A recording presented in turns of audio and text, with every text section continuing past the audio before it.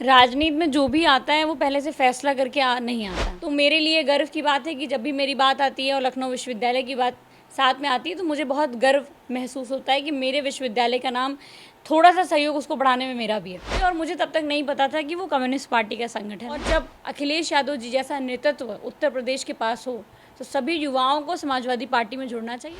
इतनी हिम्मत कहाँ से आती है एक लखनऊ विश्वविद्यालय के छात्रा के अंदर कि वो सीधा मुख्यमंत्री को काला झंडा दिखा देती है? और हमने भगत सिंह से ही सीखा है कि बहरों को सुनाने के लिए धमाकों की ज़रूरत होती है। कैसा रहा जेल का अनुभव? क्योंकि एक आप छात्रा थी, उस समय आपकी उम्र बहुत कम थी और उस समय जेल में जाना, 26 दिन तक जेल में रहना, लगभग महीना नज़दीक था।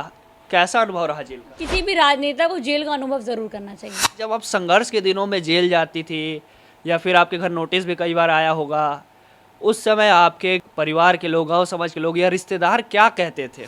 दो तरह के ज्ञान है, एक तो किताबी ज्ञान है और एक ज़मीनी ज्ञान है। मेरा मानना है दोनों तरह के ज्ञान बहुत आवश्यक है। मैंने खुले आम विश्वविद्यालय के गेट पे खड़े होकर के पूरी मीडिया के सामने वाइस चांसलर को ये चैलेंज किया कि आप मेरी कॉपी को सार्वजनिक कर दीजिए। अगर मेरी कॉपी में मेरे मार्क्स अच्छे नहीं होंगे मैं एडमिशन नहीं लूँगी। खुले मन से मीडिया के सामने जब ये कह सकती है कि एंट्रेंस एग्जाम का कॉपी सार्वजनिक कर दिया जाए तो आप समझ सकते हैं कि पढ़ने में कैसी रही होंगी। विधायक तो महात्मा गांधी भी नहीं थे, महात्मा गांधी भी सांसद नहीं थे, भगत सिंह भी नहीं थे, बेगम हजरत महल भी नहीं थी, उदा देवी पासी भी नहीं थी, राम मनोहर लोहिया जी भी इतने चुनाव के बाद ही कुछ चुनाव जीत पाए, डॉक्टर भीमराव अम्बेडकर का भी भैया विधायक नहीं बन पाए। इससे कोई फर्क नहीं पड़ता, जनता के नेता बन के रहेंगे, काम करेंगे, संघर्ष करेंगे, फिर अवसर आएगा। और ये तो 5 साल की बात है और साल 2 साल कट ही चुके हैं, 2-3 साल। आपको कैसे 25 साल की उम्र में अखिलेश यादव जी इतना भरोसा कैसे कर लिए कि तुरंत टिकट दे दिए? और क्या ये मुख्यमंत्री जी को काला झंडा दिखाने का आपको उपहार था, गिफ्ट था? आपने अखिलेश यादव जी की बात की कि सबसे कम उम्र के मुख्यमंत्री हैं। लोग ये कहते हैं, खास करके उनके विरोधी जो है, कि वो तो एक बार मुख्यमंत्री अपने पिताजी के दम पर बन गए। चूँकि चुनाव मुलायम सिंह यादव जी के सानिध्य में लड़ा गया था 2012 का, बाद में ये मुख्यमंत्री बन गया। और लोग कहते हैं कि उनके मुख्यमंत्री बनने के बाद तो वो एक भी चुनाव ही नहीं जीते।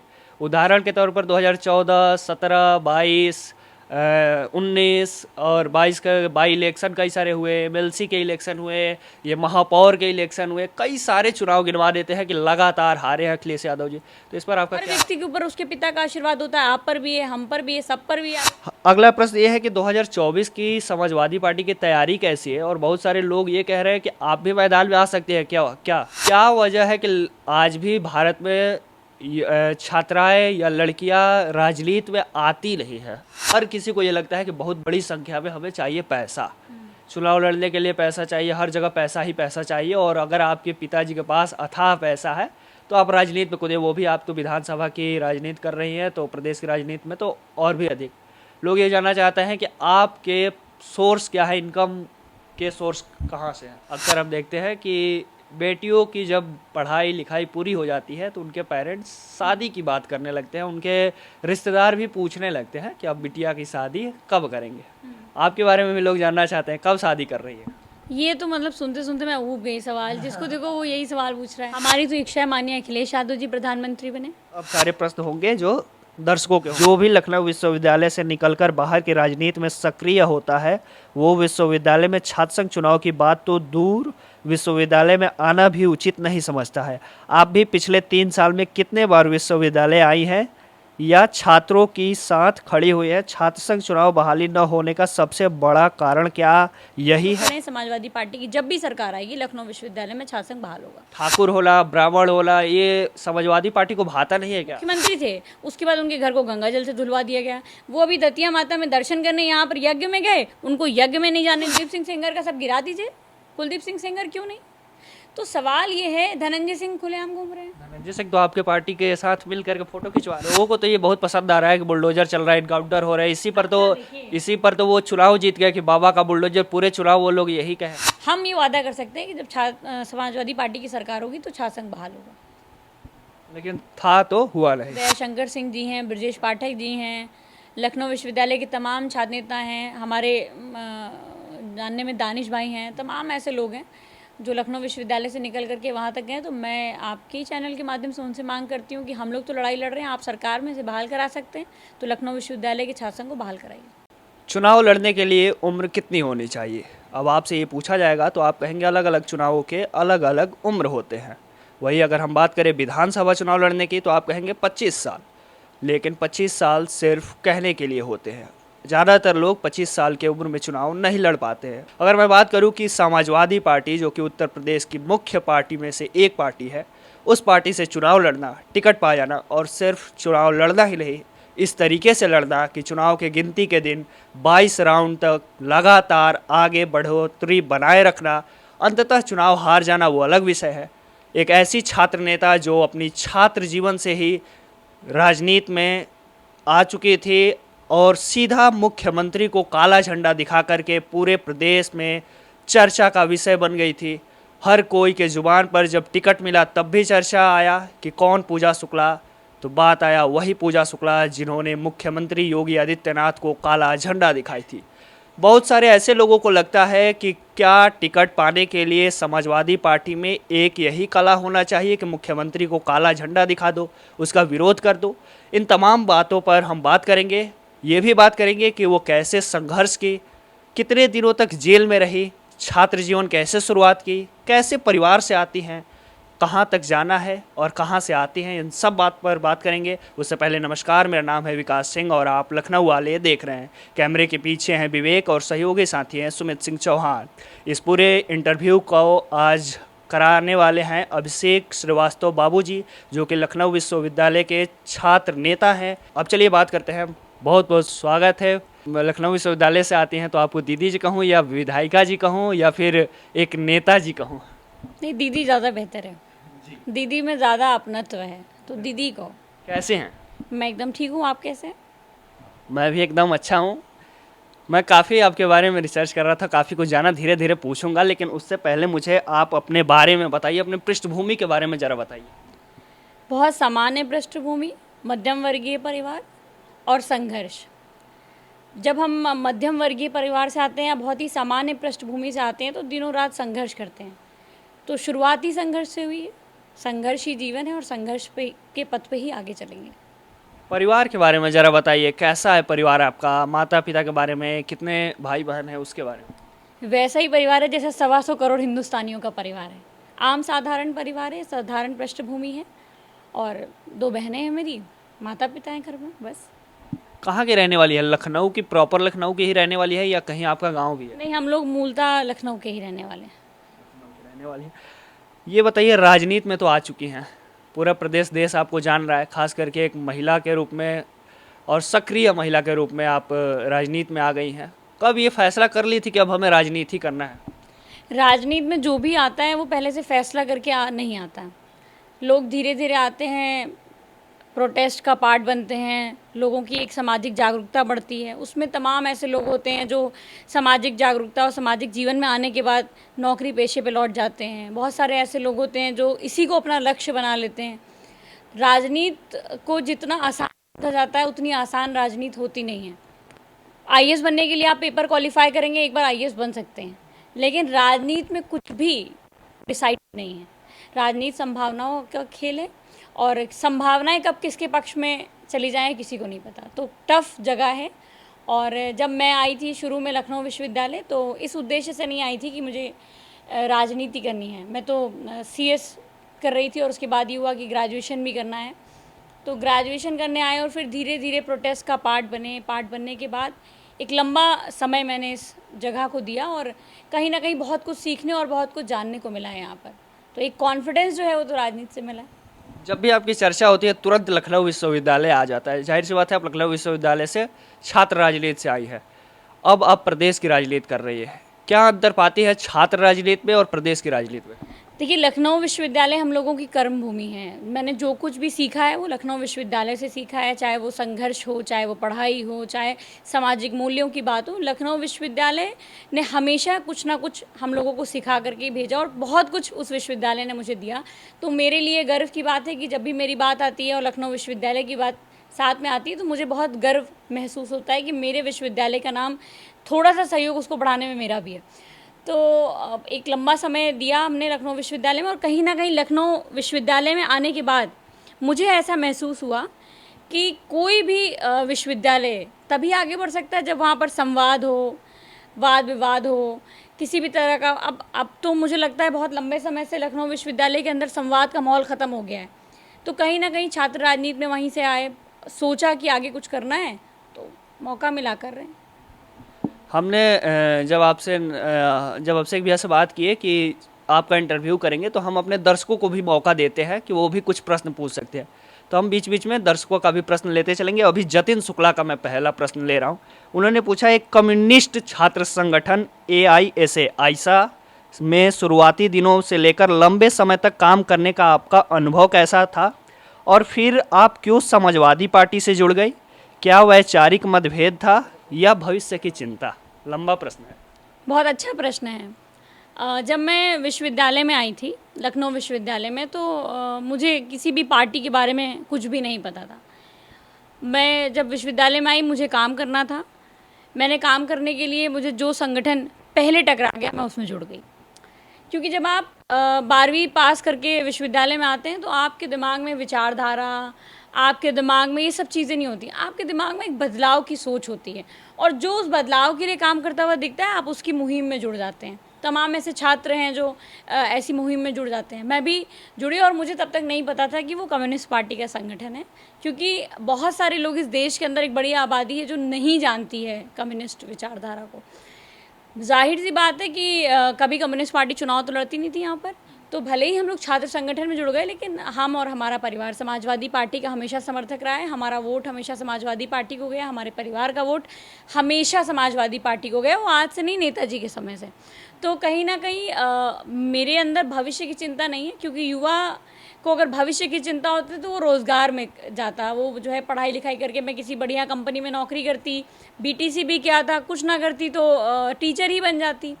लेकिन भविष्य की चिंता नहीं थी, चिंता उन मूल्यों को बचाने की थी जिनकी लड़ाई को हम लड़ रहे थे। भगत सिंह भी समाजवादी विचारधारा से आते हैं, डॉक्टर राम मनोहर लोहिया भी समाजवादी विचारधारा से आते हैं, और तमाम ऐसे लोग जिनको हम पढ़ते हैं, लिखते हैं, चंद्रशेखर जी हों, तमाम ऐसे लोग समाजवादी विचारधारा से आते हैं। मैं तो मानती हूँ महात्मा गांधी जी ने समाजवाद का पूरा दर्शन इस देश को दिया।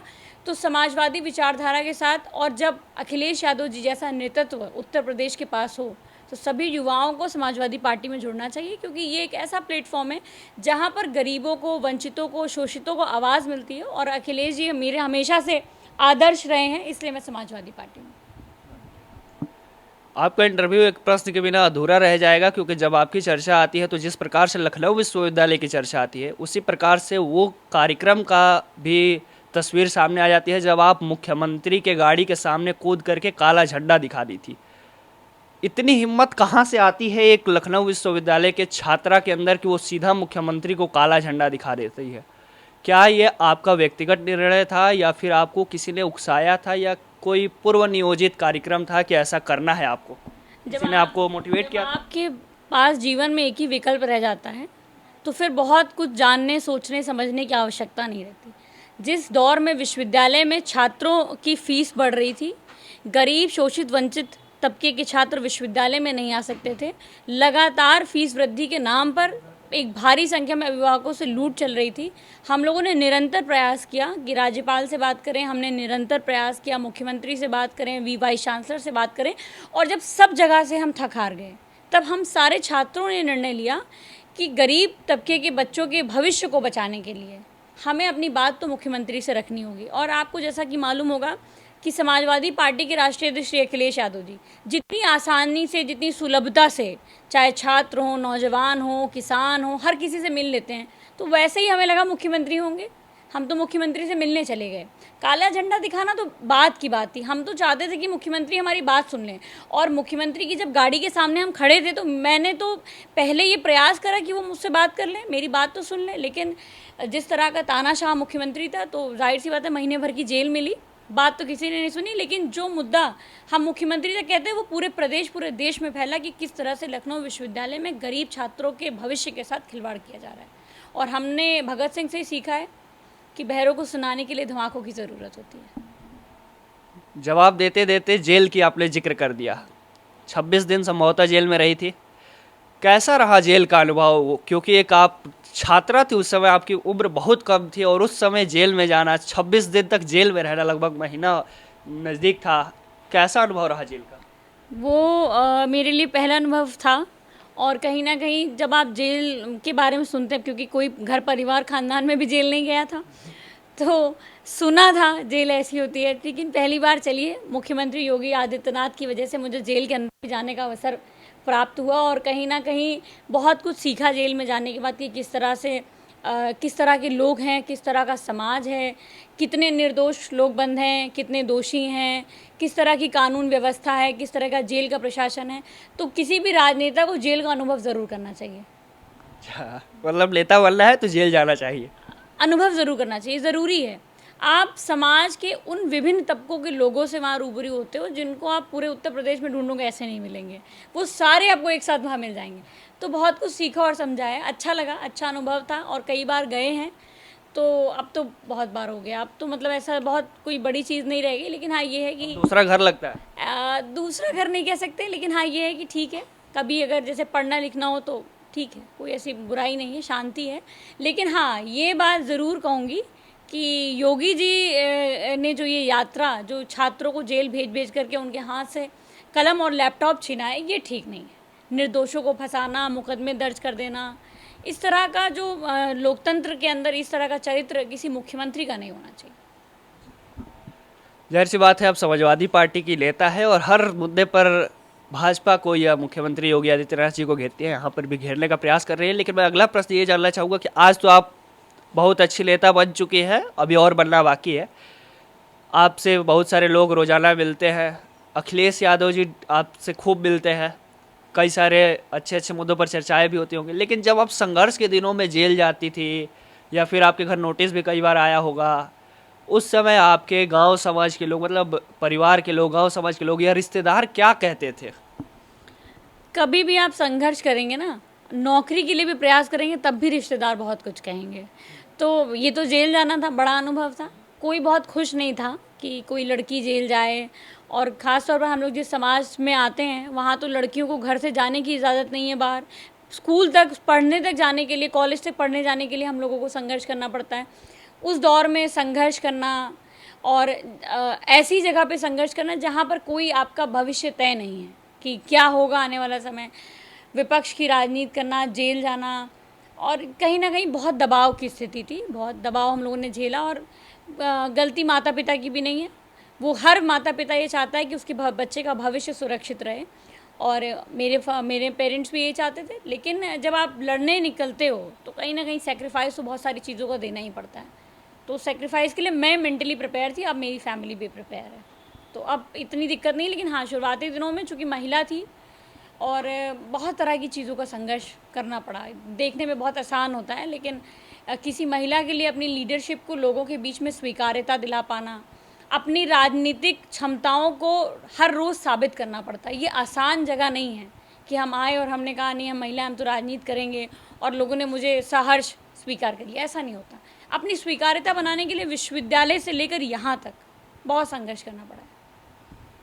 अगला प्रश्न ये जानना चाहूँगा कि अक्सर ये जब घर में बताते हैं कि हम राजनीति में गए थे या फिर छोटा मोटा कार्यक्रम में भी अगर चले जाते हैं तो लोगों को लगता है कि हमारा बेटा या बेटी राजनीति में चला गया, और राजनीति पर लेकर के भयंकर पेरेंट्स गुस्सा होते हैं। आप ये बताइए कि पहली बात तो ये अभिभावक के लिए प्रश्न है कि क्या छात्र राजनीति करते समय आपकी पढ़ाई में दिक्कत आती है? क्या आपकी पढ़ाई में बाधा आती है, या पढ़ाई में न हो पाना ऐसा होता है कि पढ़ाई से रिश्ता ख़त्म, अब बस राजनीति करना है, ऐसा कुछ होता है क्या? नहीं, देखिए ऐसा नहीं होता है। पढ़ाई और राजनीति साथ साथ हो सकती है। जब आप विश्वविद्यालय की राजनीति करते हो, देखिए अब मेरा अपना मानना है कि अगर आप सामाजिक जीवन में हो तो समाज की अच्छाई और बुराई दोनों आपको पता होनी चाहिए। नहीं तो ऐसी पढ़ाई पढ़ के क्या करोगे कि हमें सामाजिक जीवन के बारे में ही कुछ नहीं पता है। दूसरी बात, मेरा अपना मानना ये है कि जब हम राजनीति के अंदर आते हैं कहीं ना कहीं, तो राजनीति मतलब ये नहीं होता कि हम दिन भर प्रोटेस्ट कर रहे हैं, हम दिन भर आंदोलन कर रहे हैं, हम जेल जा रहे हैं। ये भी एक पार्ट है राजनीति का। राजनीति का मतलब होता है कि लोगों की भलाई के लिए। जब हम छात्र राजनीति में होते हैं तो छात्रों की कैसे भलाई की जा सकती है, उनकी फ़ीस वृद्धि के सवाल पर, उनकी फेलोशिप के सवाल पर, उनकी स्कॉलरशिप्स के सवाल पर, उनकी पीएचडी सीट्स के सवाल पर, इन मुद्दों पे वाद विवाद संवाद करते हैं और एक कोशिश करते हैं कि ज़्यादा से ज़्यादा सीटें आएँ, कम से कम फ़ीस हो, गरीब से गरीब बच्चे तबके के बच्चे विश्वविद्यालय में पढ़ने आ सकें। तो सामाजिक मूल्यों को लेकर के काम करते हैं, अपने आप को जागृत करते हैं। राजनीति का मतलब ये नहीं होता कि बस जो आया राजनीति में सब चुनाव लड़ लिए और विधायक बन गए, सांसद बन गए। तो सिर्फ 403 लोग बनते हैं, विधायक सांसद 403 विधायक बनते हैं और आपके 80 सांसद बनते हैं। हर कोई सांसद और विधायक नहीं बन सकता, लेकिन मूल्यों को बचाने के लिए, सामाजिक जीवन में समाज को बचाने के लिए राजनीतिक तौर पर आपका सचेत होना ज़रूरी है। और मैं ये मानती हूँ कि जब राजनीति आपका भविष्य तय कर रही है तो आपको ये तय करना होगा कि आपकी राजनीति क्या होगी। तो कहीं ना कहीं हम लोगों को भी तय करना चाहिए। आज राजनीति आपके घर में जो खाने की थाली है उसमें भी राजनीति है। अगर राजनीति ऐसी पार्टियां सरकार में होंगी जो महंगाई बढ़ाएंगी, तो जाहिर सी बात है कि जैसे जैसे महंगाई बढ़ेगी वैसे वैसे आपका खाना भी कम होता चला जाएगा। तो हर चीज़ में राजनीति है, तो राजनीति से बच तो सकते नहीं है। ये समाज का एक जीवन है और आपकी नीति, नियम, निर्धारण सब कुछ तो राजनीति करती है। तो आप कैसे राजनीति से बच सकते हो? तो जो लोग ये परेशान होते हैं, डरते हैं कि मेरा बेटा राजनीति में चला गया, डरना नहीं चाहिए। सामाजिक मूल्यों के प्रति सचेत रहना चाहिए, राजनीतिक रूप से सचेत रहना चाहिए। और पढ़ाई बहुत इम्पॉर्टेंट है। अगर आप पढ़ोगे लिखोगे नहीं तो आप अच्छे नेता भी नहीं बन सकते हो, क्योंकि जब आपको नॉलेज ही नहीं होगी, आपको ज्ञान ही नहीं होगा। दो तरह के ज्ञान है, एक तो किताबी ज्ञान है और एक ज़मीनी ज्ञान है। मेरा मानना है दोनों तरह के ज्ञान बहुत आवश्यक है। दोनों एक दूसरे को जोड़ करके एक बेहतर कॉम्बिनेशन के साथ आप इस समाज को कुछ बेहतर दे सकते हैं। जब लखनऊ विश्वविद्यालय में पढ़ रही थी तो एक बार आपका दाखिला निरस्त कर दिया गया था, आपका एडमिशन कैंसिल कर दिया गया था और आप लगभग 2 महीनों तक अनशन पर बैठी रही। वो अनुभव कैसा रहा और किसके साथ बैठती थी अनशन पर? पहली बार कोई छात्र ये कह रहा था कि हमारी कॉपी जो है मीडिया के सामने सार्वजनिक कर दीजिए। हम लोगों ने एंट्रेंस एग्ज़ाम दिया और मुझे ये विश्वास है कि उस एंट्रेंस में मेरे सबसे ज़्यादा नंबर थे। और मैं बार बार कह रही थी कि मेरी कॉपी, अगर मैं फ़ेल हो गई हूँ, मेरा आपने रिज़ल्ट नहीं दाखिल किया या आपको लगता है मैं फ़ेल हो गई, तो मेरी कॉपी आप सार्वजनिक कर दो। मैंने खुलेआम विश्वविद्यालय के गेट पे खड़े होकर के पूरी मीडिया के सामने वाइस चांसलर को ये चैलेंज किया कि आप मेरी कॉपी को सार्वजनिक कर दीजिए। अगर मेरी कॉपी में मेरे मार्क्स अच्छे नहीं होंगे मैं एडमिशन नहीं लूँगी।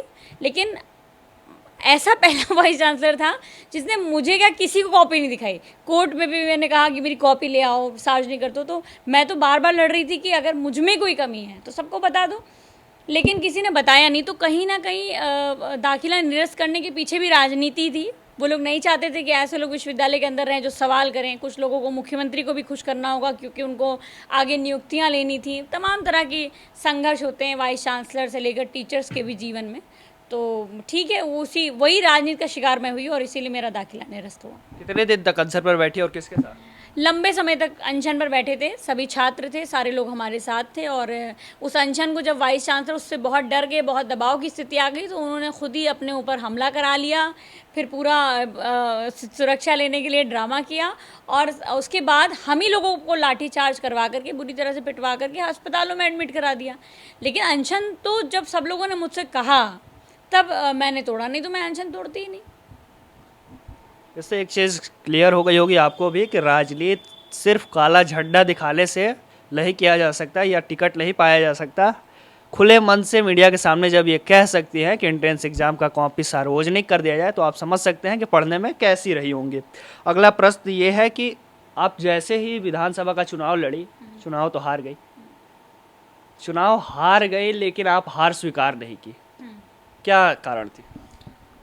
मन से आप हार मान लीजिए तो हार जाएंगे, जीत मान लीजिए तो जीत जाएंगे। जब जनता ने इतना वोट दिया, अधिकारियों ने चुनाव हरा दिया, तो अधिकारी तो मेरा भविष्य नहीं तय करेंगे, मेरा भविष्य तो इस विधानसभा की जनता तय करेगी। और इतना वोट मिला एक आम साधारण परिवार से, जो लड़ाई मैंने अकेले शुरू की थी उसमें लाखों लोगों का वोट और समर्थन मुझे मिला। ये मेरा ये प्यार, ये आशीर्वाद जो मुझे लोगों का मिला, इसने मुझे हारने नहीं दिया। राजनीतिक रूप से सर्टिफिकेट तो मेरे पास नहीं है विधानसभा का, मैं विधायक तो सर्टिफिकेट में नहीं हूँ, लेकिन लोगों के दिलों से तो नहीं निकाल सकते। आज भी लोगों के सुख और दुख में खड़ी रहती हूँ। हमेशा जहाँ मेरी विधानसभा में किसी को भी मेरी ज़रूरत होती है, मैं उनके साथ एक बहन, एक बेटी की तरह खड़ी होती हूँ और हमेशा खड़ी रहूँगी। टिकट तो एक अलग चीज़ है, राजनीति में विधायक बनना ना बनना एक अलग बात है।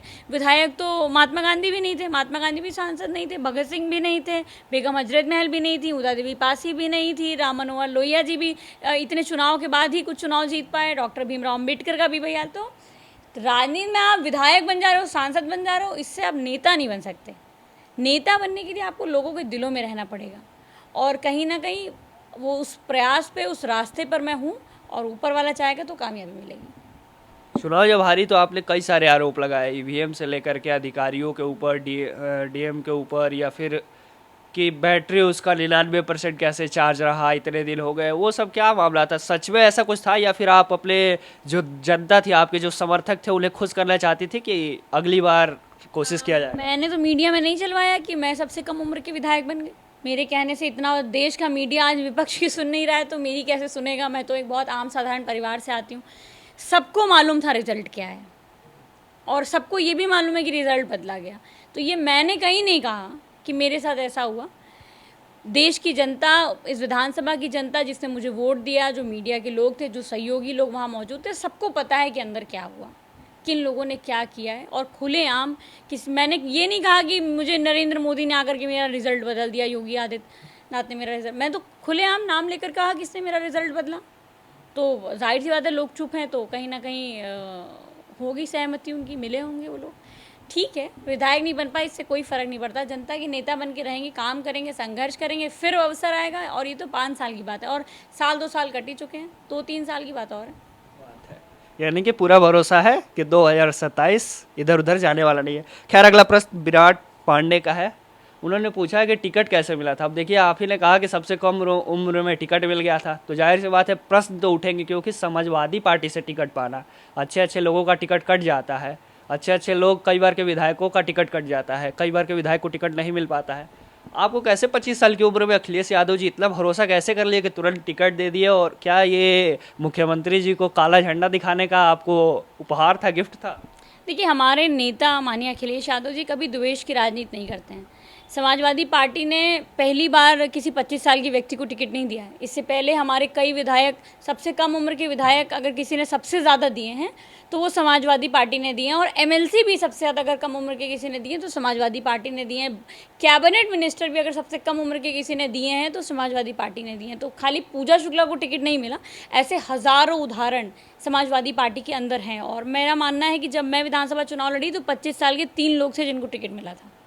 चर्चित मैं ज़्यादा, चर्चा सबसे ज़्यादा आप ही का हुआ, और बल्कि सिर्फ आपका सबसे ज़्यादा चर्चा, क्योंकि मैं राजधानी से चुनाव लड़ी थी। 2 लोग जीते हैं और वो 25 साल कुछ महीनों के थे जब उन्होंने आवेदन करा था। एक हमारे गाजीपुर से जीते हैं और एक हमारे सुल्तानपुर की तरफ से जीते हैं।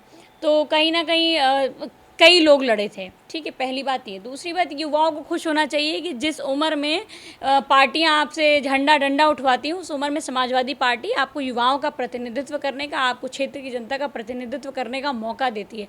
हमारे नेता माननीय अखिलेश यादव जी सबसे कम उम्र के मुख्यमंत्री हैं, ये पूरा देश जानता है। तो सबसे कम उम्र के मुख्यमंत्री हैं तो उनको ये मालूम है कि अनुभव कैसे आता है, संघर्ष करने वालों को तरजीह दी जाती है। और झंडा तो अकेले पूजा शुक्ला ने नहीं दिखाया, तमाम लोगों ने दिखाया, तो सबको टिकट मिल जाना चाहिए था, क्यों नहीं मिला? तो सब राजनीति संभावनाओं का खेल है। कौन इस समीकरण में कहाँ फिट बैठता है, पार्टी को किसको संगठन में लेना है, किसको चुनाव लड़ाना है, किसको जनता के बीच में भेजना है, वो सब पार्टी तय करती है। हो सकता है कि जो जनता की मेरी कनेक्टिविटी रही हो, इस कारण मुझे अवसर मिला हो, और वो मैंने साबित भी किया है। आप मंचों से साबित करते हैं, आप लोगों के बीच में जाते हैं। और मेरा अपना मानना है, जो संघर्ष करने वाले लोग होते हैं उनको उम्र नहीं मैटर करती, वो कुछ भी किसी भी उम्र में कर सकते हैं। ज़रूरी नहीं 50 साल की हो जाओ तभी चुनाव लड़ो। 25 साल जब उम्र है तो 25 साल में लड़ना चाहिए।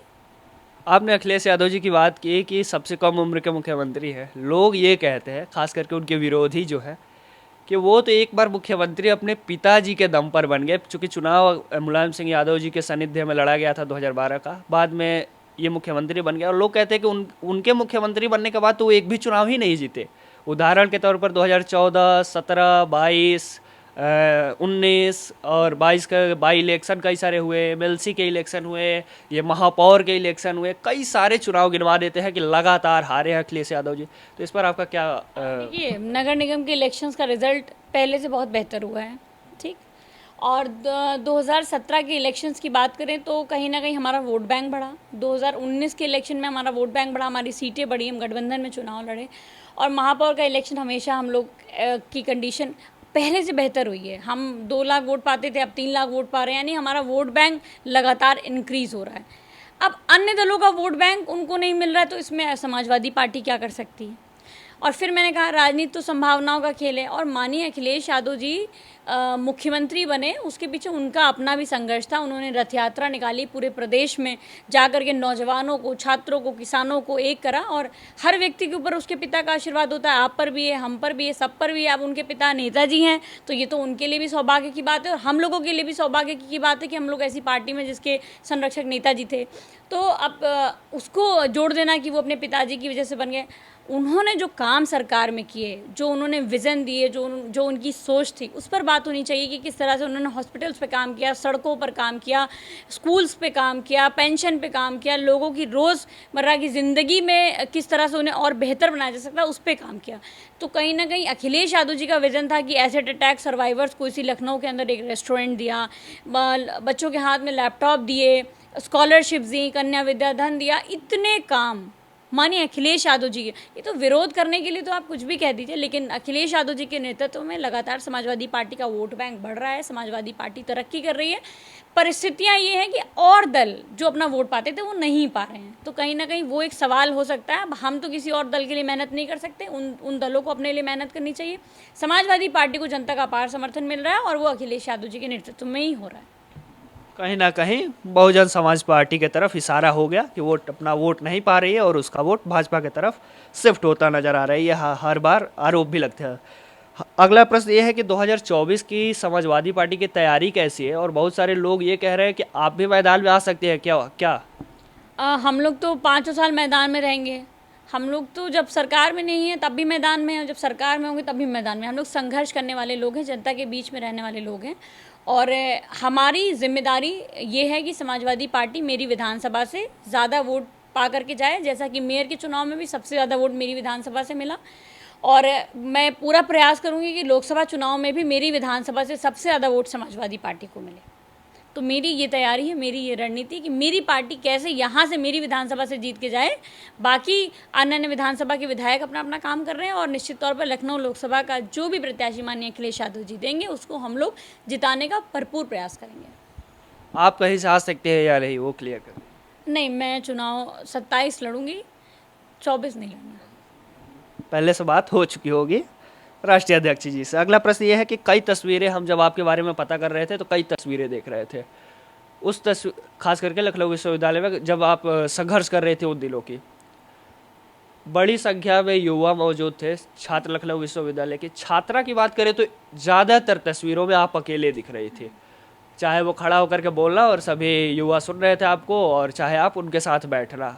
उसमें आज के आयोजक हैं जो अभिषेक भैया, वो भी उसमें हर तस्वीर में हमको दिख रहे थे आपके साथ साथ। ये बताइए कि क्या वजह है कि आज भी भारत में छात्राएं या लड़कियां राजनीति में आती नहीं हैं? मुझे लगता है बहुत सारी तस्वीरों में आपने लड़कियों के हॉस्टल के जितने की मूवमेंट की तस्वीरें थी वो कोई नहीं देखी।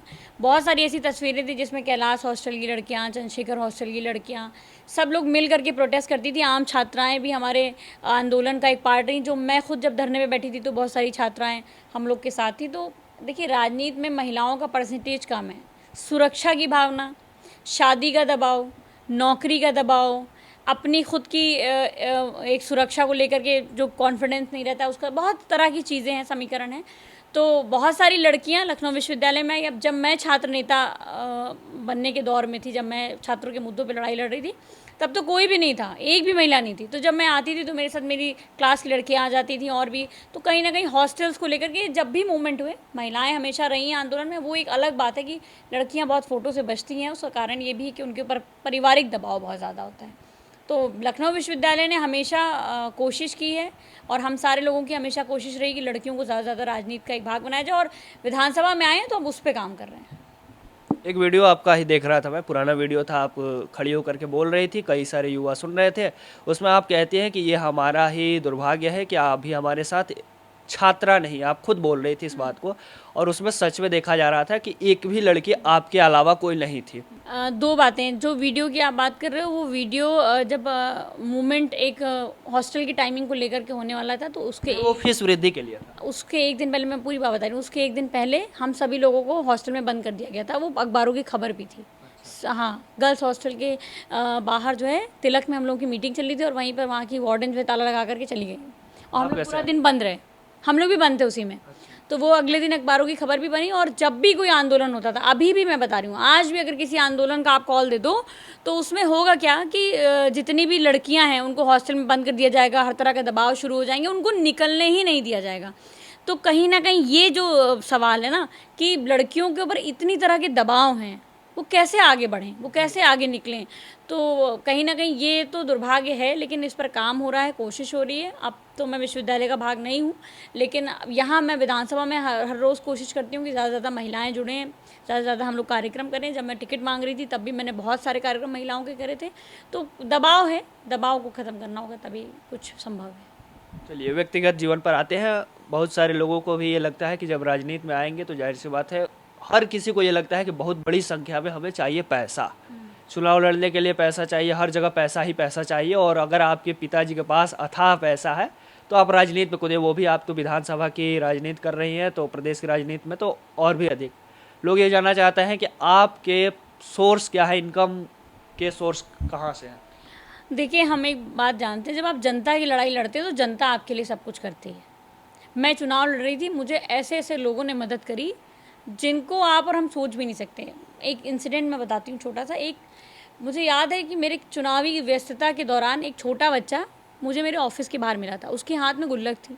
उसने मुझसे कहा, दीदी मैंने आपको जो है टीवी पर देखा था और आपने कहा मैं गरीब परिवार की हूँ, तो मैं अपना ये पैसा आपको कंट्रीब्यूट करना चाहता हूँ। और ये पहला इंसिडेंट था, और ऐसे कई इंसिडेंट मुझे चुनाव के दौरान मेरे साथ हुए। तो जब लोग आपको पैसा दे करके चुनाव लड़ाते हैं तो फिर आप दारू किस में बांटोगे, तो आप पैसा किस में बांटोगे, तो आप साड़ी किसको बांटोगे? भाई, जो जनता ही जब आपको चुनाव लड़ा रही है तो आपको बांटना किसको है? जनता में पैसे, रुपए, ये सब, ये जो दारू शराब, ये पैसे, साड़ियाँ, पायलें, ये जानते कौन लोग बांटते हैं? जिनका राजनीति से कोई सरोकार नहीं रहता और जनता की राजनीति से कोई सरोकार नहीं होता। वो पैसा देते हैं, अपना वोट लेते हैं, व्यापार करते हैं राजनीति में। हम व्यापार करने नहीं आए। अगर हम 5 साल जनता के बीच में जनता की सेवा कर रहे हैं तो हम कभी दारू और पैसा नहीं बांटेंगे। और जब मुझे ये सब बांटना नहीं तो मेरी राजनीति वैसी चलती रहेगी। हमने पहले ही बताया कि व्यक्तिगत जीवन पर आया है तो व्यक्तिगत जीवन की ही सवाल पूछेंगे। अक्सर हम देखते हैं कि बेटियों की जब पढ़ाई लिखाई पूरी हो जाती है तो उनके पेरेंट्स शादी की बात करने लगते हैं, उनके रिश्तेदार भी पूछने लगते हैं कि अब बिटिया की शादी कब करेंगे। आपके बारे में भी लोग जानना चाहते हैं, कब शादी कर रही है? ये तो मतलब सुनते सुनते मैं ऊब गई सवाल। जिसको देखो वो यही सवाल पूछ रहा है। ऐसा अभी तो कुछ नहीं है, जब आगे होगा तो बता देंगे। अभी नहीं, विधायक बनने के बाद ही? अभी कुछ भी नहीं तय है। अभी तो विधायक बनने के बाद भी शादी करेंगे नहीं करेंगे ये भी नहीं तय है। अच्छा, अभी तो लंबा समय है। अभी मतलब दूर दूर तक इस पर नहीं सोची है, सिर्फ विधायक बनने का सोची है? अभी सिर्फ काम कर रहे हैं, जनता की सेवा कर रहे हैं, उसी बारे में सोचते हैं। अब हमारा वैकल्पिक प्रश्न है, मैं 2 विकल्प दूंगा, उनमें से एक को चुनना है आपको। मैं ये जानना चाहता हूँ, बेहतर प्रधानमंत्री कौन? नरेंद्र मोदी जी वर्तमान में है और इससे पूर्व में मनमोहन सिंह जी थे। मनमोहन सिंह। अगला प्रश्न ये है कि 2024 में कौन बनेगा प्रधानमंत्री? नरेंद्र मोदी ही बनेंगे दोबारा, मतलब तिबारा, या फिर कोई अन्य दल का नेता बनेगा प्रधानमंत्री? हमारी तो इच्छा है माननीय अखिलेश यादव जी प्रधानमंत्री बने। हर व्यक्ति अपने नेता को चाहता है, मैं भी चाहती हूँ कि मेरे नेता माननीय अखिलेश यादव जी प्रधानमंत्री बने। लेकिन वो तो मुख्यमंत्री नहीं बन पाए। इससे क्या तय होता है? अब अगर आप पार्षद ही न जीतिएगा तो क्या विधायक नहीं बन पाएंगे? ऐसा कुछ नहीं होता। हमारा वोट बैंक बहुत है। तो क्या पूरे भारत में लड़ेंगे? समाजवादी पार्टी पूरे भारत में लड़ेगी?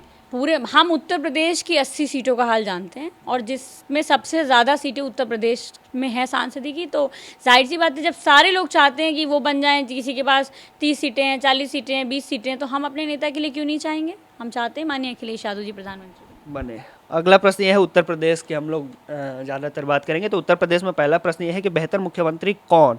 योगी आदित्यनाथ और मायावती जी, ये दोनों लोग आपके पार्टी से रही है, बताइए। अखिलेश यादव जी। नहीं, ये मैं वो विकल्प ही नहीं दिया आपको। मैं ये जानना चाहता हूँ कि ये दोनों लोगों में से बेहतर कौन मुख्यमंत्री है, योगी आदित्यनाथ जी या मायावती?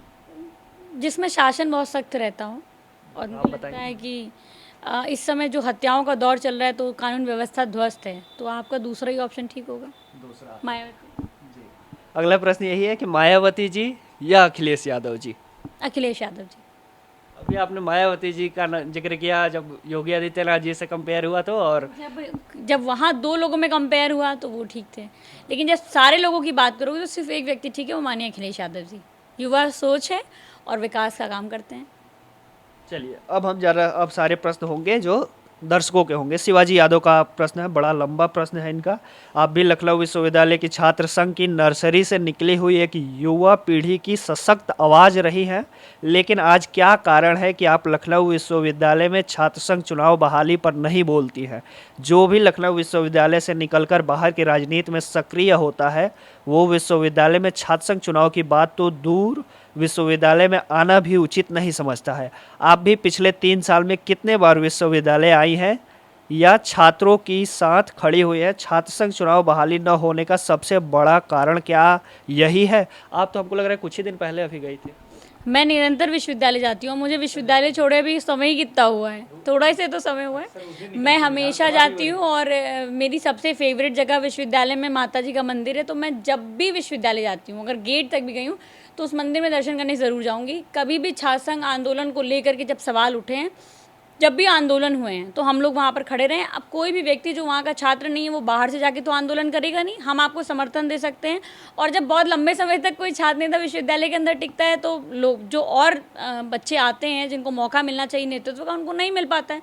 मेरा मानना है कि लखनऊ विश्वविद्यालय के छात्र नेतृत्व करें और उनके नेतृत्व में हम लोग खड़े होंगे छात्र संघ के मुद्दे पर, क्योंकि छात्र संघ जब तक नहीं बहाल होगा तब तक इस तरह का भ्रष्टाचार लूट विश्वविद्यालयों में बढ़ती रहेगी और छात्र संघ को बहाल होना चाहिए। मेरा हमेशा से मत है कि छात्र संघ के साथ हम लोग खड़े हैं। समाजवादी पार्टी की जब भी सरकार आएगी लखनऊ विश्वविद्यालय में छात्र संघ बहाल होगा।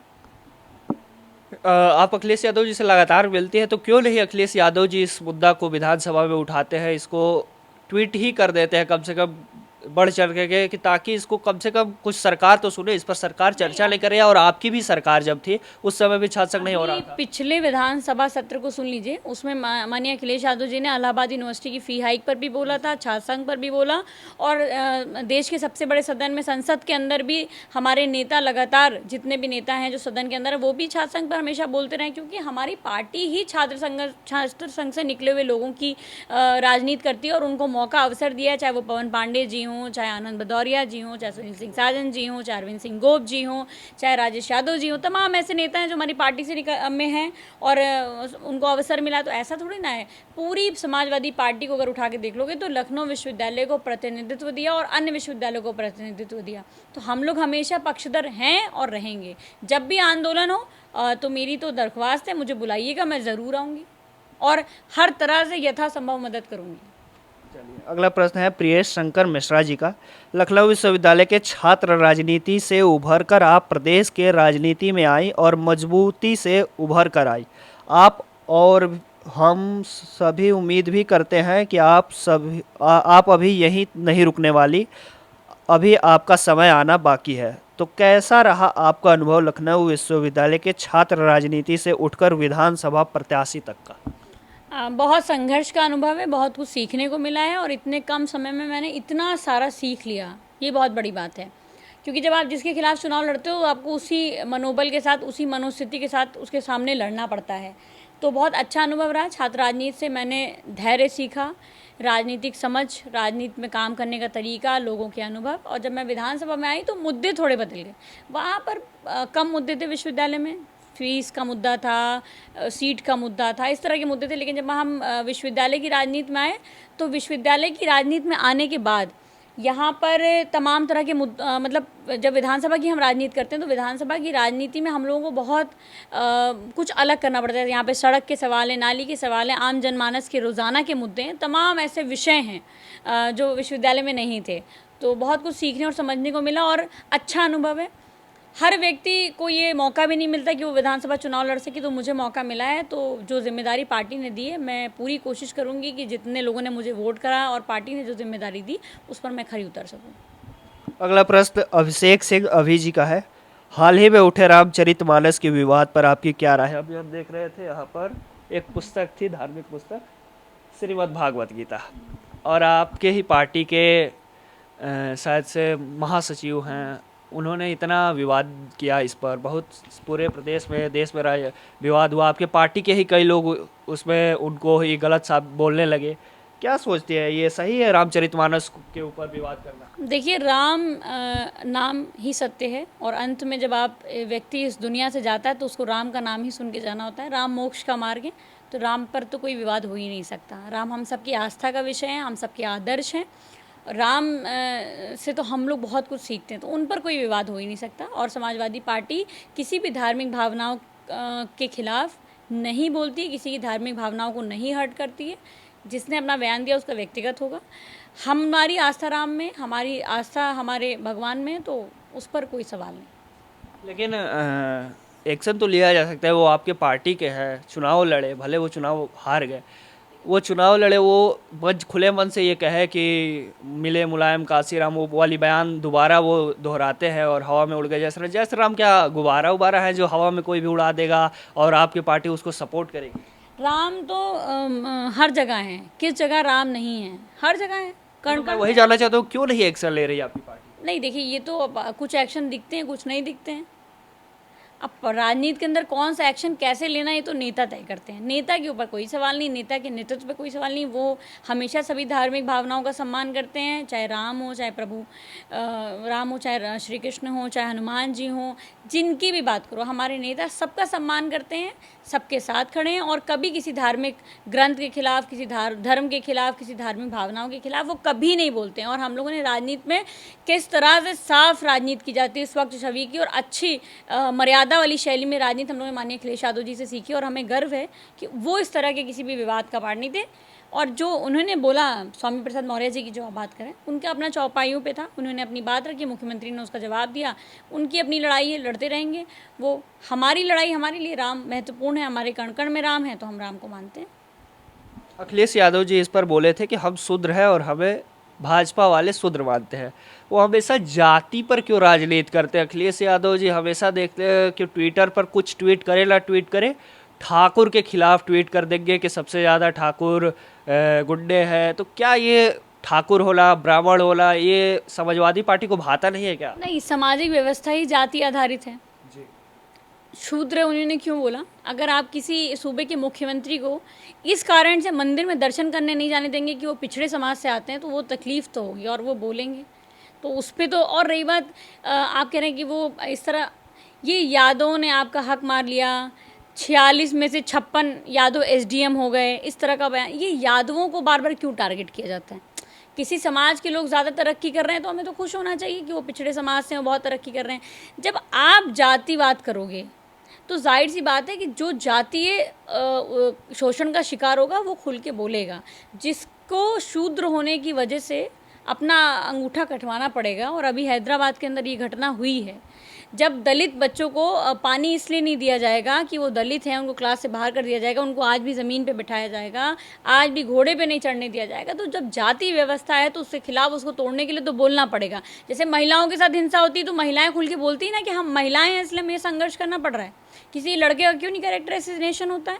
तो बार बार किसी व्यक्ति को आप ये कहोगे कि वो शूद्र है, वो पिछड़ा है, तो गंगा, वो मुख्यमंत्री थे, उसके बाद उनके घर को गंगा जल से धुलवा दिया गया। वो अभी दतिया माता में दर्शन करने यहाँ पर यज्ञ में गए, उनको यज्ञ में नहीं जाने दिया। किन लोगों ने इस तरह की व्यवस्था को बनाए रखा है? तो माननीय अखिलेश यादव जी ने तो बहुत जायज़ सवाल किया कि मुझे इसलिए मंदिर नहीं जाने दिया जा रहा है क्योंकि मैं शूद्र हूँ, मुझे पिछड़ा मानते हैं, मुझे मानते ही नहीं कि मैं इस लायक हूँ कि मैं मंदिर जा सकूँ। तो ये सवाल ये है कि इस देश के अंदर ये कैसे आप तय करोगे कि कौन मंदिर जाएगा, कौन नहीं जाएगा? और अभी तमाम ऐसे मंदिर हैं, मैं नाम नहीं लूँगी, जहाँ पर महिलाओं को नहीं जाने दिया जाता है, जहाँ पर दलित समाज के लोगों को नहीं जाने दिया जाता। और ठीक है, वो बड़ी लड़ाई है, और माननीय अखिलेश यादव जी ने कहा हज़ारों साल की लड़ाई है, वो लड़ते रहेंगे। और जातीय व्यवस्था जब आप मजबूत करेंगे तो उसके खिलाफ लड़ाई लड़ने के लिए तो आपको बोलना ही पड़ेगा। ये क्यों बार बार हमने जो जाति के नाम पे ट्वीट जो करते हैं कि इस जाति के इतने लोग हैं, पहले के जो केसेज हुए हैं, जो केस का ख़त्म हो चुका है जो केस, वो केस को भी ऐड करके कि 50 केस है, जो कि वास्तव में 1 केस 2 केस बचे हैं, और वो जितने भी शुरू से लेकर अंत तक केसेज हैं वो सारे केस एक साथ लेकर के और ट्वीट कर देते हैं कि इतने सारे केसेज हैं और सभी भारतीय जनता पार्टी के सानिध्य में पल रहे हैं। जो व्यक्ति भारतीय जनता पार्टी से नहीं भी जुड़ा है उनका भी नाम लेकर के ट्वीट कर देते हैं और कहते हैं कि ये सभी मुख्यमंत्री जी के जाति के हैं, इसलिए इनको कुछ नहीं किया जा रहा है। क्या ये इससे एक चीज़ जाहिर लोगों के बीच में नहीं जाएगा कि ये अखिलेश यादव जी इस जाति का विरोधी है, इस जाति का सिर्फ विरोध करते हैं? पुष्पेंद्र यादव की हत्या क्यों हो गई? जितेंद्र यादव की हत्या क्यों हो गई? बुलडोज़र चिन्हित लोगों के घर पे क्यों दिखाया जा रहा है? कितने लोगों को, अतीक अहमद को, जिन लोगों ने उसकी हत्या करी, कितने लोगों ने उस हत्यारे के घर को देखा, उसके परिवार को देखा, कितनी कार्रवाई देखी कि खुलेआम यहाँ पर हत्याएं हो जा रही हैं कोर्ट के अंदर। कौन उस पर सवाल कर रहा है? कोई बोलने वाला है? अतीक अहमद के एक तिवारी एप्पल में काम करता था, उसको सड़क पर गोली मार दी गई। कितने लोगों ने, जिन पुलिस वालों ने गोली मारी, उनका बुलडोजर। मैं किसी का समर्थन नहीं कर रही हूँ, कोई गुंडा माफिया, उसके ऊपर कार्रवाई होनी चाहिए, लेकिन संवैधानिक दायरे में। सब क्यों? कुलदीप सिंह सेंगर का सब गिरा दीजिए, कुलदीप सिंह सेंगर क्यों नहीं? तो सवाल ये है, धनंजय सिंह खुलेआम घूम रहे हैं। धनंजय सिंह तो आपके पार्टी के साथ मिल करके फोटो खिंचवा रहे हैं। अरे मिलते तो राजनेता सब एक दूसरे से हैं। अब बात करेंगे तो देखिए बहुत लंबी बात हो जाएगी इस पे। विकास दुबे की हत्या हो गई। विकास दुबे तो 6 पुलिस वालों को भी तो मतलब मारा। अगर कोई किसी को मार दे तो उसको बुलाइए और उसकी हत्या कर दीजिए। नहीं तो आप तो ये फिर रेप जितने करने वाले हैं, इनको क्यों जेल में रखा हुआ है? इनको भी निकालो। इन्होंने तो बहुत ही घृणित कृत्य किया कि 12-12, 5-5, 6-6 साल की लड़कियों के साथ, अयोध्या में एक 5 साल की लड़की के साथ बलात्कार हुआ, 3 लोगों ने किया। वो KGM में मैं उससे मिलने गई, उसके खिलाफ जो जिन लोगों ने रेप किया उस पर मुकदमा भी नहीं दर्ज हो रहा था। तो व्यवस्था सबके लिए बराबर करिए। फिर जब यही पैमाना है कि किसी को मार दीजिए, तो फिर खुलेआम कहिए कि हाँ हमने इनकाउंटर। फिर ये दबे छिपे तौर पर 18, 20, 22 साल वाले लड़के, स्टेट स्पॉन्सर्ड हत्याओं का कभी समर्थन नहीं करना चाहिए, क्योंकि जिसकी सरकार आएगी अगर वो ये करेगा तो इस देश के अंदर न्याय व्यवस्था नहीं चल सकती। आप हमारे गैंग के लोगों को मरवाइए, वो उनके गैंग के लोगों को मरवाइए, तो फिर देश के कानून को, संविधान को, सबको ताक पर रख दीजिए। आप ही न्याय कर लीजिए। लोगों को तो ये बहुत पसंद आ रहा है कि बुलडोजर चल रहा है, इनकाउंटर हो रहा है। इसी पर तो वो चुनाव जीत गया कि बाबा का बुलडोजर। पूरे चुनाव वो लोग यही कहे। इंसान अपनी तरक्की से ज़्यादा अपनी पड़ोसी की तरक्की को ध्यान रखता है और उससे जलता है। आपके घर में 4 गाड़ियाँ हो जाएंगी तो सबसे ज़्यादा तकलीफ आपके आसपास के लोगों को। तो लोगों को किसी का गिरता है, बहुत मज़ा आती है। और ये जो माइंडसेट, ये जो साइकोलॉजी होती जा रही है ना, ये बहुत ख़राब है। अब जैसे रेप है, रेप को लोगों ने आम मान लिया है। पहले रेप की घटना बहुत बड़ी घटना होती थी, अब क्या है, अरे रेप हुआ है, अरे कोई बात नहीं, आगे बढ़ा दो। यानी हमने अपना मनोविज्ञान वैसा बना लिया है। तो मनोविज्ञान इस तरह का नहीं होना चाहिए समाज का। और जैसे लोग सरकार में रहते हैं वैसे लोगों को मनोबल और ताकत मिलती है। और जब एक जाति और एक धर्म के लोग मारे जाएंगे तो सवाल उठेगा। अगला प्रश्न कशीफ अबीदी जी का है।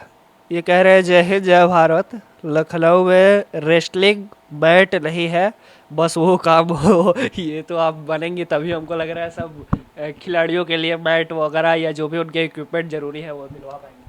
निश्चित तौर पर जब कहीं से फंड आएगा सरकारों की, तभी मदद हो सकेगी। लेकिन उसके अलावा अगर कुछ व्यक्तिगत तौर पर मदद कर सकते हो तो ज़रूर बताएं, कोशिश करेंगे कि उनकी कुछ मदद कर सकें। अब यहाँ पर ये रेस्लिंग मैट की बात की है, और हमारे देश की जो बेटियाँ हैं, WFI की जो कुश्ती संघ के अध्यक्ष है, उनके ऊपर गंभीर आरोप लगा रही है। उस पर आपका क्या व्यक्तिगत क्या राय है? अब देखिए, किसी भी महिला के साथ गलत हो वो गलत है। और हमारे जिन बेटियों ने हमारे देश का सम्मान को बढ़ाया हो, उनके सम्मान की सुरक्षा करना इस देश के नागरिकों की जिम्मेदारी है। हम सारे लोग उन देश की बेटियों के साथ खड़े हैं, और जिन्होंने भी उनके साथ अन्याय करा है उनके ऊपर कार्रवाई होनी चाहिए।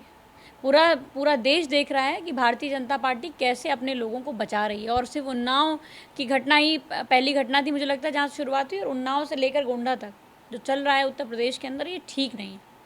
किसी भी बेटी के मान सम्मान के साथ खिलवाड़ करना ये गलत है और नहीं करना चाहिए, और ऐसे लोगों पे कार्रवाई होनी चाहिए। मैं जब भी प्रश्न पूछ रहा हूँ तो अखिलेश यादव जी वाला भी प्रश्न आप ही से पूछ ले रहा हूँ, क्योंकि आपको उनका बहुत करीबी भी माना जाता है। अखिलेश यादव जी शुरुआत में कई दिनों तक उस पर चुप्पी साधे रहे, उनसे मीडिया पूछती रह गई और वो बातों को घुमा देते थे। अब जाकर के कुछ बोले हैं, क्या वजह? अखिलेश यादव जी हमेशा बेटियों के सम्मान और सुरक्षा के लिए मुखर रूप से आगे रहते हैं। उन्नाव की बेटी का जब सम्मान का मसला था तो सबसे पहले विधानसभा के सामने बैठ के धरना प्रदर्शन माननीय अखिलेश यादव जी ने किया था। हमेशा अखिलेश यादव जी ने मुखरता से उन बेटियों का साथ दिया है, उन बेटियों के साथ खड़े रहे हैं। समाजवादी पार्टी के लोग वहाँ जाते हैं, उनको मदद करते हैं, आंदोलन में सारे लोग उनके साथ खड़े होते हैं। और अखिलेश यादव जी ने भी खुले मंच से हमेशा उन बेटियों का साथ दिया है। तो मुझे नहीं लगता कि कभी ऐसी कोई सिचुएशन आई होगी। हमेशा वो साथ थे, हैं और हमेशा रहेंगे। अगला प्रश्न है सिद्धांत महाकाल का। प्राइवेट कॉलेज बच्चों के प्रेशर डाल रहे हैं, अगर बच्चे अपनी मांग कर रहे थे बच्चों को सस्पेंड कर रही है, इसका क्या किया जाए? ये अलग तरह का क्वेश्चन है। ये कहना चाहते हैं कि जो जी महाविद्यालय के बच्चे हैं वो अपनी मांग पूरी नहीं करा पा रहे। देखिए, जब आप कुछ छोटे छोटे जत्थों में प्रोटेस्ट करेंगे तो टारगेट करना प्रशासन के लिए आसान होता है। इसीलिए लड़ाई जब बड़ी लड़नी है तो सबको एक साथ एकत्र करिए, सबको बुलाइए और एक साथ आंदोलन करिए। और आंदोलन प्राइवेट कॉलेजेस के अंदर से उसको बाहर की ओर निकालिए। तब जाकर के कुछ यथासंभव आपकी मदद होगी। अपनी मांग को लेकर राज्यपाल से मिलिए। अगला प्रश्न है रामजी यादव का, ये छात्र संघ वाला इलेक्शन कब? सीधा इन्होंने बहुत छोटा प्रश्न पूछा। मेरा अपना मानना है कि हम सब लोग इसकी लड़ाई लड़ेंगे और सरकार जब चाहेगी तभी इलेक्शन हो पाएगा। तो सारे लोग मिल करके इस लड़ाई को सरकार तक लेकर जाएं, इस मुहिम को आगे बढ़ाएं और हम ये वादा कर सकते हैं कि जब समाजवादी पार्टी की सरकार होगी तो छात्र संघ बहाल होगा। लेकिन था तो हुआ नहीं। नहीं, क्यों नहीं हुआ? सब जगह हुआ। आपके लखनऊ विश्वविद्यालय में भी हुआ। अब यहीं से किसी ने जाकर के रिट दाखिल कर दी कोर्ट में, तो उसमें अखिलेश यादव जी क्या करें? अंबुज मिश्रा का सवाल है, सपा प्रमुख विपक्षी दल है, राष्ट्रीय अध्यक्ष सहित पार्टी छात्र संघ बहाली के लिए सड़क पर कब उतरी? ये सीधा पूछ रहे हैं कि सड़क पर उतर जाइए। नहीं, सड़क पर उतरने की शुरुआत तो जो छात्र विश्वविद्यालय के अंदर है उनको करनी पड़ेगी। मुद्दा पहले उनका है, हम लोगों का है। हम लोग उनके साथ खड़े हैं। जब हम सारे लोग खड़े होंगे तो माननीय अखिलेश यादव जी भी आपके साथ खड़े हो जाएंगे। अगला प्रश्न कृतांश तिवारी का है, बड़ा लंबा प्रश्न है इनका। आपको अपनी इतनी कम उम्र में सफलता प्राप्त होने पर आज इस देश का हर युवा नौजवान आपको अपने प्रेरणा स्रोत के रूप में देखता है। बात है लखनऊ विश्वविद्यालय की, जहां से सैकड़ों नेता निकलकर उभरे हैं और यहां तक सरकार भी चला रहे हैं। पर क्या आपको नहीं लगता कि यहाँ पर भी पुनः छात्र संघ चुनाव होना चाहिए? कृपया आप इन युवाओं की आवाज़ बनने में मदद करें। हर कोई छात्र संघ चाहता है। देखिए, मैं चाहती हूँ कि जैसे दयाशंकर सिंह जी हैं, ब्रजेश पाठक जी हैं, लखनऊ विश्वविद्यालय के तमाम छात्र नेता हैं, हमारे जानने में दानिश भाई हैं, तमाम ऐसे लोग हैं जो लखनऊ विश्वविद्यालय से निकल करके वहाँ तक गए। तो मैं आपके चैनल के माध्यम से उनसे मांग करती हूँ कि हम लोग तो लड़ाई लड़ रहे हैं, आप सरकार में से बहाल करा सकते हैं तो लखनऊ विश्वविद्यालय के छात्र संघ को बहाल कराइए। आदित्य वर्मा जी पूछ रहे हैं, लखनऊ उत्तर विधानसभा में पूजा शुक्ला जी विधायक बनने पर कौन कौन से विकास कार्यों हेतु अभिप्रेरित व तत्पर रहेंगे? कौन से प्रमुख कार्य आप कराएंगे? ये प्रमुख कार्य ये है कि फैजुल्लागंज के अंदर एक सीएससी है, उसको शुरू कराना है। वो बन की बिल्डिंग खड़ी है पिछली सरकार से, जब समाजवादी पार्टी की सरकार थी उसके बाद से वहाँ पर कोई स्टाफ नहीं नियुक्त हुआ है। तो शिक्षा स्वास्थ्य पर काम करेंगे और सड़क यानी सीवर की जो समस्या है, नालियों की जो समस्या है, जल भराव की जो समस्या है, पक्के पुल की तमाम समस्याएं हैं, तमाम मुद्दों को लेकर, जो बंधे पर फेंसिंग नहीं है, तमाम ऐसी मुद्दों को लेकर के जो छोटी छोटी समस्याएं हैं हमारे विधानसभा के लिए लेकिन बड़ी, जैसे हम लोगों ने अभिनव मॉडल स्कूल जानकीपुरम में बनवाया, समाजवादी पार्टी की सरकार में माननीय अखिलेश यादव जी ने बनवाया। तो हम ये चाहेंगे कि और सारे वार्डों में ऐसे स्कूल हों ताकि गरीब परिवार के बच्चे वहाँ पर ज़्यादा से ज़्यादा पढ़ सकें। और जो कि हमारी विधानसभा क्षेत्र में बहुत बड़े तबके में ऐसे लोग रहते हैं जिनके पास आमदनी बहुत ज़्यादा नहीं है, तो हम चाहते हैं कि शिक्षा और स्वास्थ्य और जो हमारी बुनकर महिलाएँ हैं जो चिकनकारी का काम करते हैं उनके लिए कुछ सरकार से तय हो सके। अगला प्रश्न है इमरान खान का, आपके पार्टी के पास बीजेपी की सांप्रदायिक और ध्रुवीकरण की राजनीति से पार पाने का फॉर्मूला क्या है? हाँ, आपके पार्टी के पास बीजेपी की सांप्रदायिक और ध्रुवीकरण की राजनीति से पार पाने का फॉर्मूला क्या है? इमरान खान पूछ रहे हैं। देखिए, बीजेपी की जो सांप्रदायिक राजनीति है उसको नफरत की राजनीति को प्यार की राजनीति काउंटर कर सकती है। तो हम लोगों को प्रेम, शांति, अमन के पैगाम को लेकर के जन जन के बीच में जाना चाहिए और जो सौहार्द हमारे लोगों में था वो हमें पुनः स्थापित करना होगा। जिस तरह का माहौल बनाया जा रहा है, नफरत की राजनीति करी जा रही है, एक दूसरे के प्रति एक भ्रम की स्थिति को पैदा किया गया, इसको खत्म करने के लिए हम युवाओं को ही आगे आना पड़ेगा और भाईचारे और सद्भावना के साथ राजनीति करनी होगी। तो क्या आप भी मानते हैं कि भाजपा सांप्रदायिक और ध्रुवीकरण की राजनीति करती है? बिल्कुल, भाजपा सांप्रदायिकता और ध्रुवीकरण की राजनीति पर ही टिकी हुई है। कोई भी मुद्दा होगा, रोजगार पे बात करिए, सवाल करिए, उनके पास एक ही मुद्दा है, हिंदू मुसलमान, और इससे ऊपर उठ करके राजनीति करनी चाहिए। चलिए, एन पटेल पूछ रहे हैं, समाजवादी पार्टी का 2024 में गठबंधन को लेकर क्या विचार है? क्या पार्टी किसी का साथ लेगी बीजेपी को हराने के लिए? जैसा कि आपने भी कहा कि वो चाहते भी हैं कि 2024 में समाजवादी पार्टी का प्रधानमंत्री हो, अखिलेश यादव जी प्रधानमंत्री हो, तो आपको किसी न किसी का तो सहारा लेना पड़ेगा क्योंकि 80 से तो बहुमत आएगा नहीं।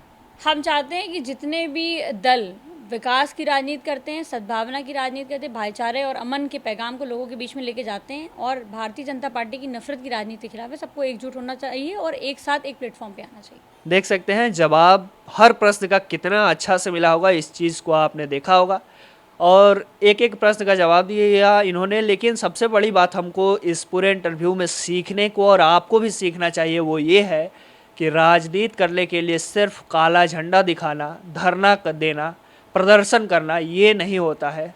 उसके लिए इनके जैसा पढ़ाई करना जो कि खुले मन से ये कह देती है कि हमारा जो आंसर सीट है उससे सार्वजनिक कर दिया जाए। और इन्होंने कहा भी कि सबसे अधिक नंबर लाने वाले छात्रों में से मैं भी थी, लेकिन फिर भी लखनऊ विश्वविद्यालय नहीं दिखा रहा था। तो इस तरीके का कॉन्फिडेंस आता है, वो अगर आप पढ़ाई करेंगे तभी आएगा, इसके लिए ज़रूरी है। और ये जो जवाब दे रही है ये भी इसलिए जवाब ऐसे दे पा रही है क्योंकि इन्होंने शिक्षा ग्रहण किया है, पढ़ाई अच्छे से की है। बहुत बहुत धन्यवाद, आपने हमें समय दिया इसके लिए और हर एक प्रश्न का जवाब दिया बिना सोचे समझे, और बहुत अच्छे से प्रश्न का जवाब दिया, इसके लिए बहुत बहुत धन्यवाद। समय देने के लिए बहुत बहुत धन्यवाद। हमारे चैनल की तरफ से, हमारे दर्शकों की तरफ से, सबकी तरफ से बहुत बहुत धन्यवाद। आपको भी बहुत धन्यवाद कि आपने मुझे अवसर दिया अपनी बात रखने के, और मेरी शुभकामनाएं सदैव आपके साथ हैं। आप देख रहे थे लखनऊ वाले, मेरा नाम है विकास सिंह, कैमरे के पीछे है विवेक और सहयोगी साथी है सुमित सिंह चौहान। इस पूरे कार्यक्रम को, इस पूरे इंटरव्यू को कराने वाले हैं लखनऊ विश्वविद्यालय के समाजवादी छात्र सभा के छात्र नेता अभिषेक श्रीवास्तव बाबूजी। बहुत बहुत धन्यवाद आप सभी का।